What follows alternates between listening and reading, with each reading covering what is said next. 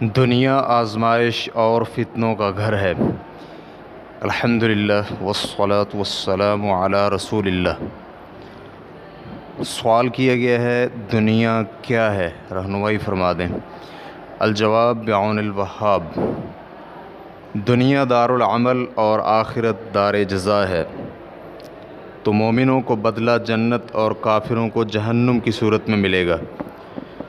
تو جب جنت طیب اور اچھی چیز ہے تو اس میں داخل بھی وہی ہوگا جو کہ اچھا اور طیب ہوگا، اور پھر اللہ رب العزت طیب اور پاک صاف ہے تو وہ قبول بھی طیب اور پاک صاف چیز ہی کرتا ہے۔ اسی لیے اللہ رب العزت کا اپنے بندوں میں یہ طریقہ رائج ہے کہ وہ اپنے بندوں کو آزمانے کے لیے مصائب اور فتنہ میں ڈالتا ہے، تاکہ یہ پتہ چل سکے کہ مومن کون اور کافر کون ہے، اور جھوٹے اور سچے کے درمیان تمیز ہو سکے۔ اللہ رب العزت کا فرمان ہے، کیا لوگوں نے یہ گمان کر رکھا ہے کہ ان کے صرف اس دعوے پر کہ ہم ایمان لائے ہیں ہم انہیں بغیر آزمائے ایسے ہی چھوڑ دیں گے؟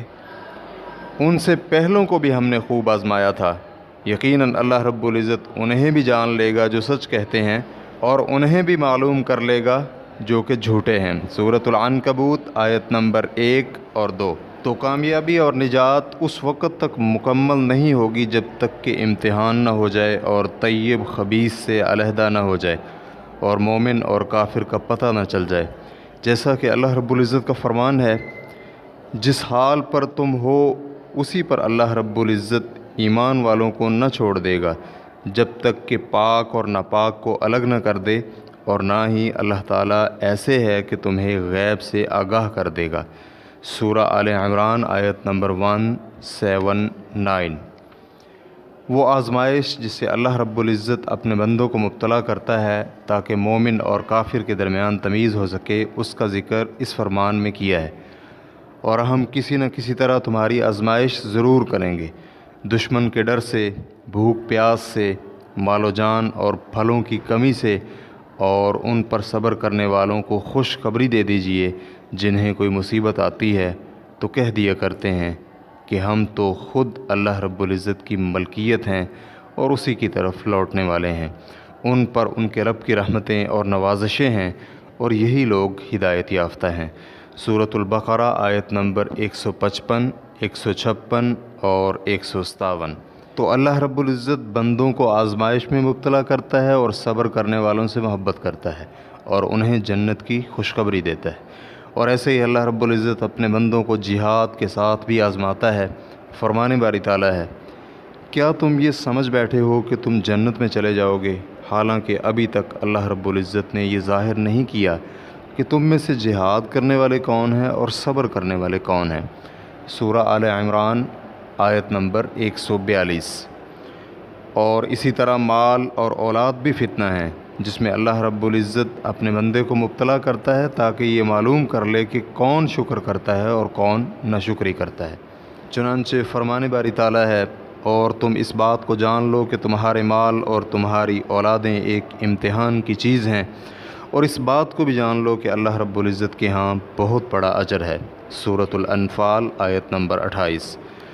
اللہ رب العزت بعض اوقات مصائب اور بعض اوقات نعمتوں کے ساتھ آزمائش میں ڈالتا ہے، تاکہ یہ پتہ چل سکے کہ کون شکر گزار اور کون ناشکرا، اور کون اطاعت گزار اور کون نافرمان ہے، تو پھر انہیں قیامت کے روز بدلہ دے گا۔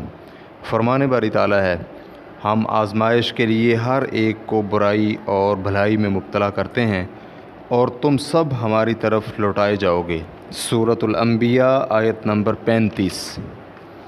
اور پھر یہ آزمائش بھی ایمان کے اعتبار سے ہوتی ہے، تو لوگوں میں سب سے زیادہ سخت آزمائش انبیاء کی، پھر اس سے کم درجے کی، پھر اس سے کم درجے والے کی۔ نبی علیہ الصلاۃ والسلام کا ارشاد ہے، مجھے اتنا تیز بخار ہوتا ہے جتنا کہ 2 آدمیوں کو ہوتا ہے۔ صحیح بخاری حدیث نمبر 5648۔ اللہ رب العزت اپنے بندے کو کئی قسم کی آزمائش میں ڈالتا ہے۔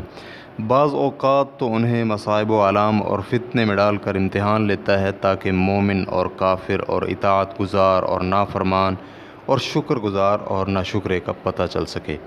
اور بعض اوقات جب اس کے بندے نافرمانی کرتے ہیں تو وہ اپنے بندوں کو مصائب میں مبتلا کر کے انہیں سکھاتا ہے تاکہ وہ اس نافرمانی سے باز آ جائیں۔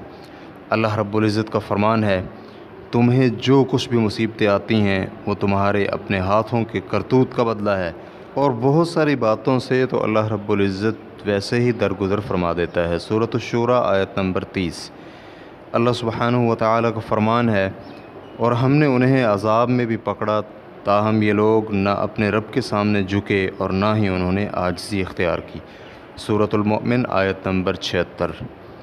اللہ رب العزت اپنے بندوں پر بہت زیادہ رحیم ہے، اور امت پر بار بار آزمائش لاتا ہے تاکہ وہ واپس لوٹ آئے اور گناہوں سے توبہ کر کے اللہ رب العزت کی حرام کردہ چیزوں کو ترک کر دے تاکہ اللہ انہیں بخش دے۔